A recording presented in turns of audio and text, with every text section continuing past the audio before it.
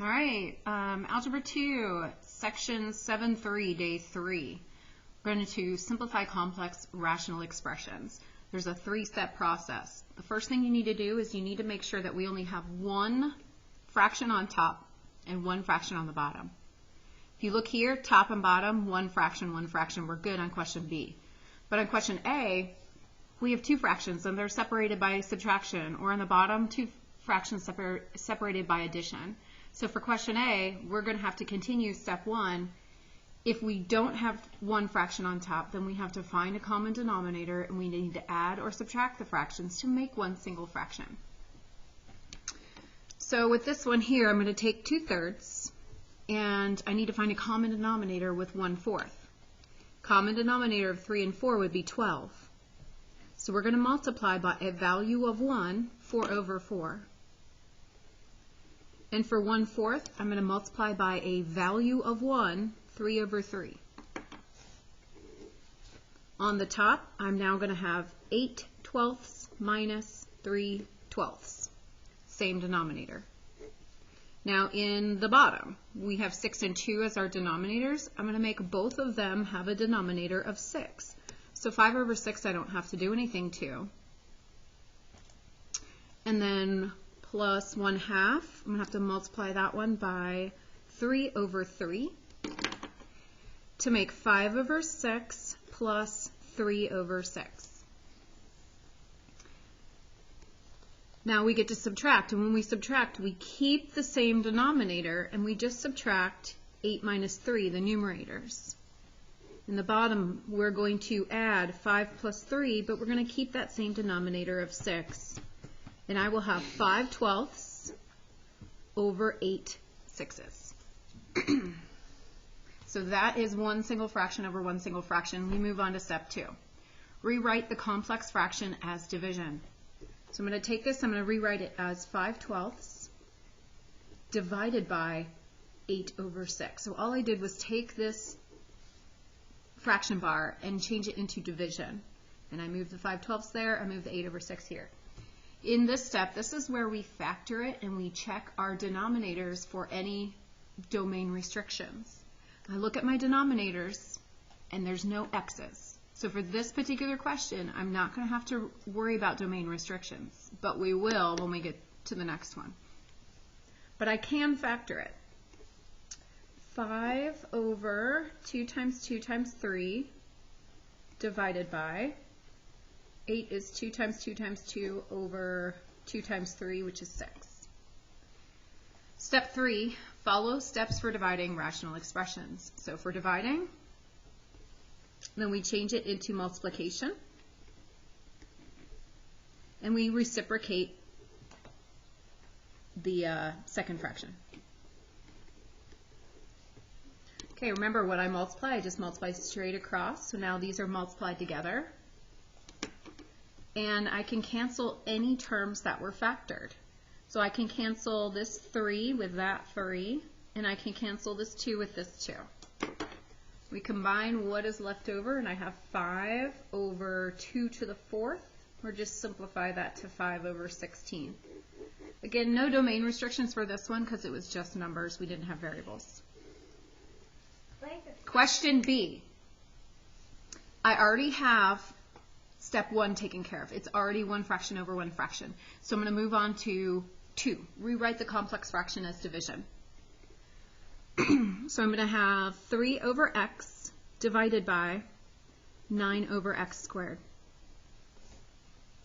So now I'm going to follow my rules for division, which says we need to factor it and we need to check domain restrictions. So 3 over x, this 3 and this x are already factored, divided by 3 times 3 over x times x. So domain restrictions, x cannot equal 0, and we have that x 3 times, so I don't need to write it 3 times. It's the same number every single time. Now we're going to change this division into multiplication by reciprocating the second fraction and multiplying straight across. I'm going to look for anything that I can cancel because now everything is factored. And I can cancel a 3 and I can cancel an x.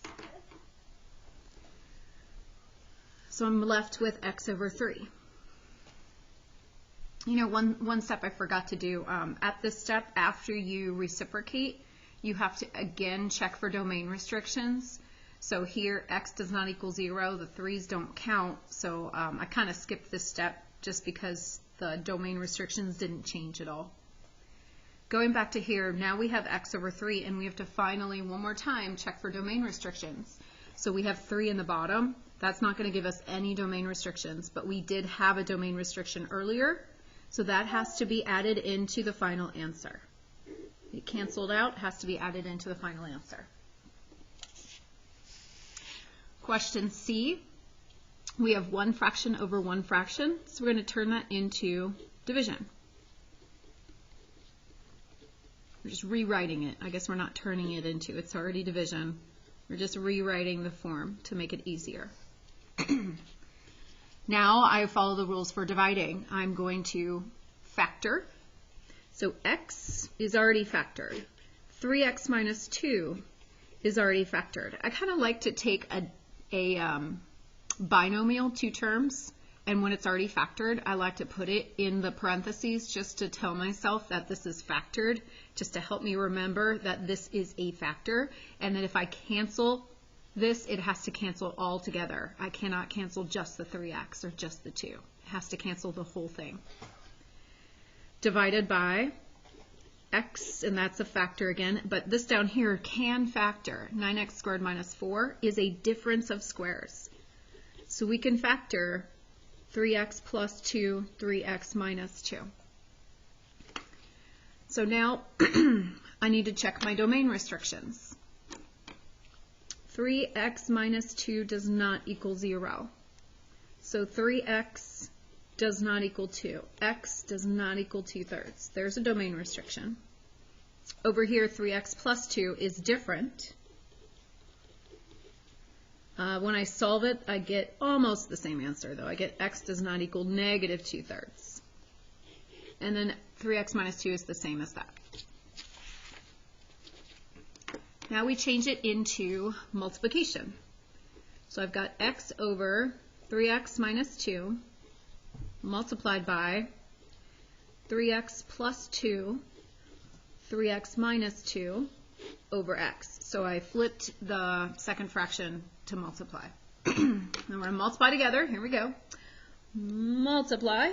All right, it's multiplied. And now I'm going to, wait. We need to recheck domain restrictions. This one, 3x minus 2, is the same as that.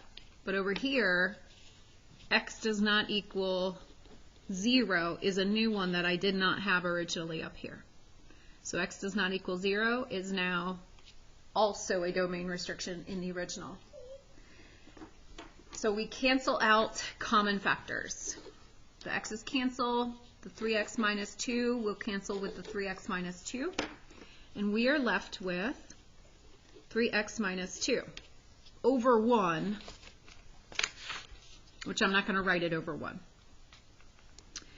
So now when I talk about my domain restrictions, this one does not have any domain restrictions. So all 3 domain restrictions have to be added into this answer. X does not equal 0. X does not equal positive and negative 2/3. All right, and then we have our last question. A squared minus b squared over 4a squared b is 1 fraction.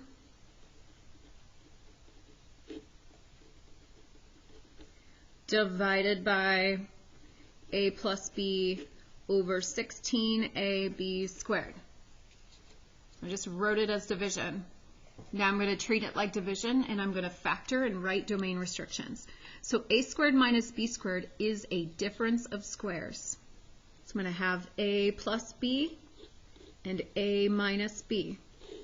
In the denominator, I have a 4 times an a times an a times a b divided by.